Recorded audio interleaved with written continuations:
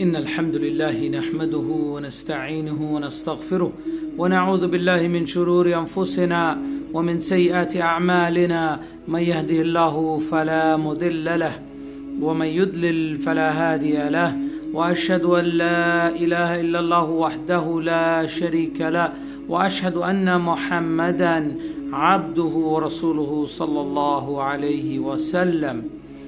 قال الله تعالى في القرآن المجيد: أعوذ بالله من الشيطان الرجيم. بسم الله الرحمن الرحيم.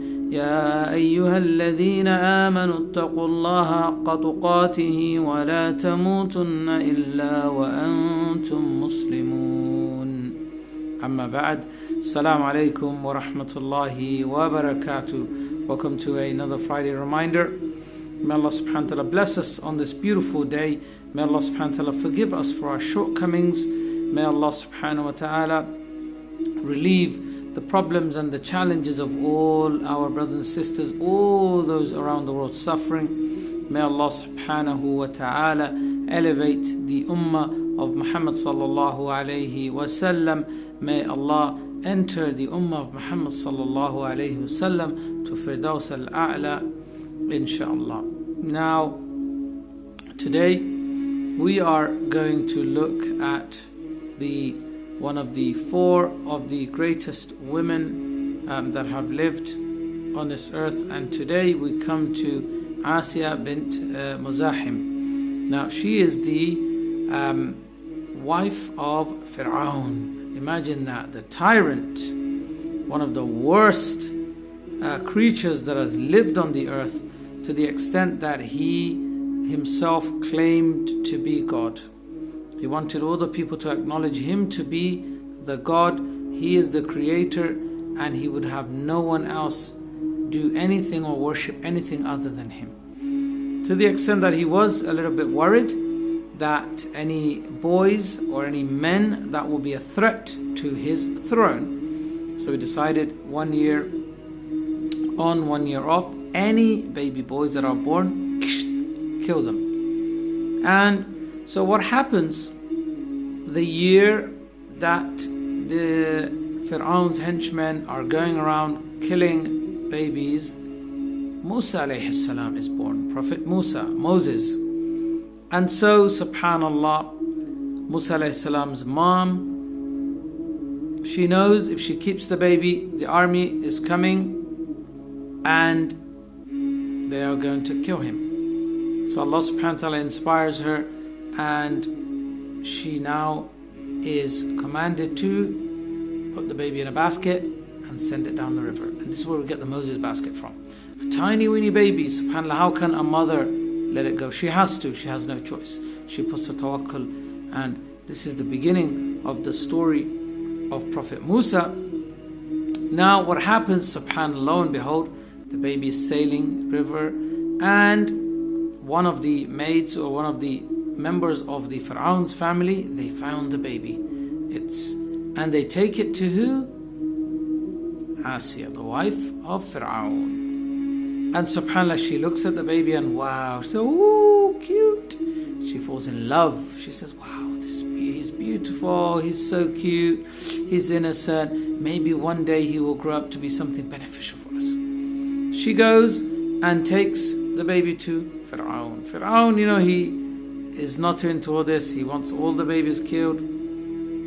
He has a look at the baby, and he kind of has a little bit of softness towards the baby. And his wife is saying, oh please, can we keep? And so out of the love for her, he says, okay, let's keep the baby.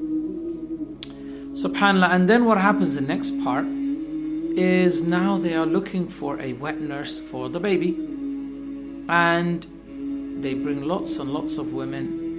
He doesn't take from anyone. And then Musa's own mother comes. Nobody knows it's her, and of course the baby takes. And so she is now residing in the palace, reunited with her son, subhanallah, after putting her tawakkul and trust in Allah subhanahu wa ta'ala. And she and Musa grows up and becomes older. And the story of Asiya, there is in the Fir'aun's palace there is the wife of the Aziz, or she is a hairdresser for the daughters of Fir'aun. One day she is combing the hair and she drops the comb, and she picks it up and she praises in the name of Allah. She praises Allah, or a God, and the daughter asks, "Are you not praising my father who is God?" And she says, "No, my Lord is one, it's not your father." Subhanallah. Now this is massive problem starts. What happens to Fir'aun? Then she reports back to her father, says, "Father, there is that lady, she worships other than you."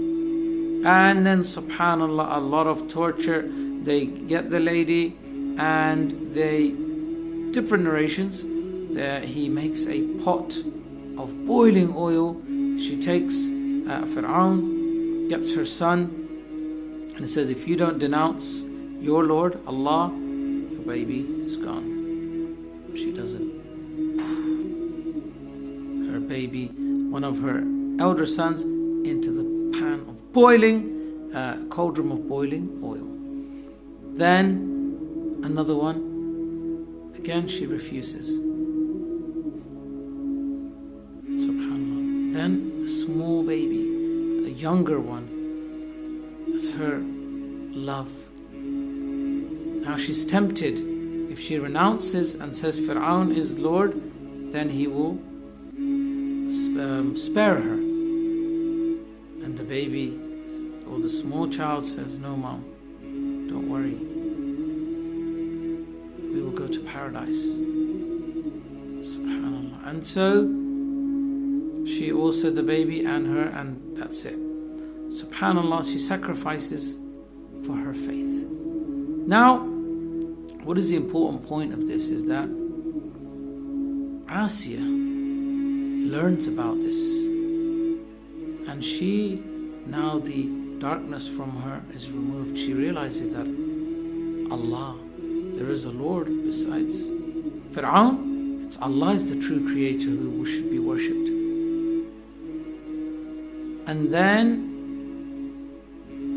Fir'aun finds out that Asiya is worshipping the Lord of Musa. So she's now summoned to her husband, and he questions her. She says yes. She refuses. Remember, she had all the luxuries, the position, the power, the money, the glamour. She is the queen of the palace, the castle. She decides to turn her back on all of this. For what? For the truth, for Lillah, for Allah. And then, subhanallah, she is tortured by Fir'aun's henchmen. She is taken outside, tortured more and more, asking her, "Do you denounce your God?" She refuses. She refuses. To the extent that they are torturing her more and more and more, and she starts laughing and smiling. And these people who are torturing her thinking, "This lady is crazy. We are inflicting more pain on her. And instead of she should be in agony, she's laughing and smiling." Subhanallah. Then she makes a dua. "Allah, build me a house in Jannah next to you." So basically, why is she smiling and laughing? She's realized that she will earn her place in Jannah because of her faith. She would not give up her faith for anything. So the glamour, the palace, the glitz, no. And then the torture, her life, the pain, the anguish, the challenges, she's not willing to sacrifice. She was unwavering. Allah is her Lord. She would do anything to gain the pleasure of Allah. Doesn't care.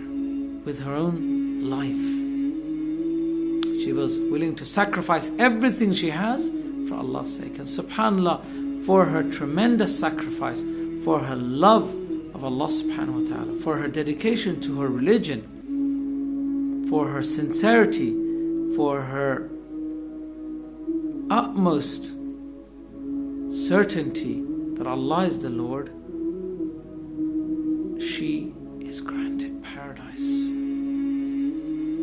And so we learn from this that Asiya is on the list now of the top 4 women in humanity because of this great sacrifice for Allah subhanahu wa ta'ala. So may Allah subhanahu wa ta'ala give us the ability to learn from her life, to take motivation and be inspired by her sacrifices. That Jannah requires sacrifice, requires patience, requires pain to be endured. May Allah bless you. Take care. Assalamu alaikum wa rahmatullahi wa barakatuh.